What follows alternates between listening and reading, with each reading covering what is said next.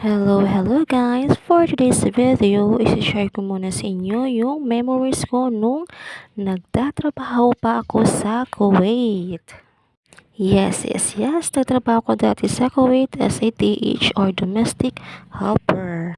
So, nung time na to guys, niyaya kami dito ng boss namin na gumala. So, dito kami, dinala ng boss namin sa Kuwait City. Kasama ko dito ay yung kasama ko sa loob ng bahay na si Ate Vanessa. Hello, te. Ingat ka lagi dyan. Sa kayong mga kaibigan ko dyan sa Kuwait, ingat kayo palagi dyan. Kasama rin namin dito yung alaga namin na 2 bata. Sa pagkaalala ko, ito yung time na to yung Kuwait National Day. Hindi ko matandaan kung saan banda to sa Kuwait City kasi first time ko lang pumunta dito. Ang ganda ng view guys. Maganda dito sa Kuwait. Malinis dito yung lugar na to na pinuntahan namin. Actually, sa ibang lugar, malinis naman.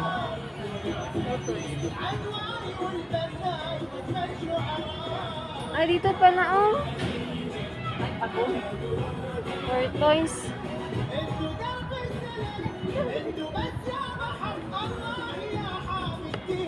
Ay.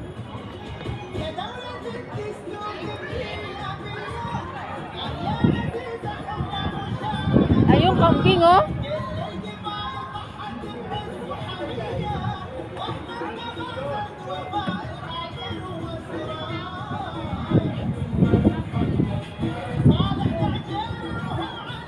Takot kasi puwas.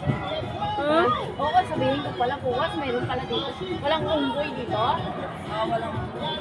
Ah. Unggoy, may pusa. خلينا ابو اسماعيل نبدا نعمل هناك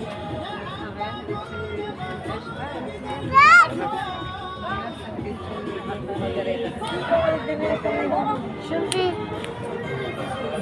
Goat.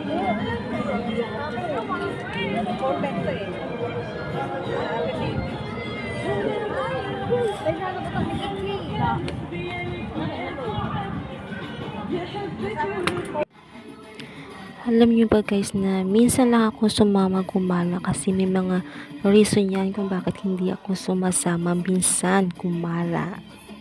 Isa na dyan yung talaga yung pinaka main reason ay nahihilo ako sa biyahe.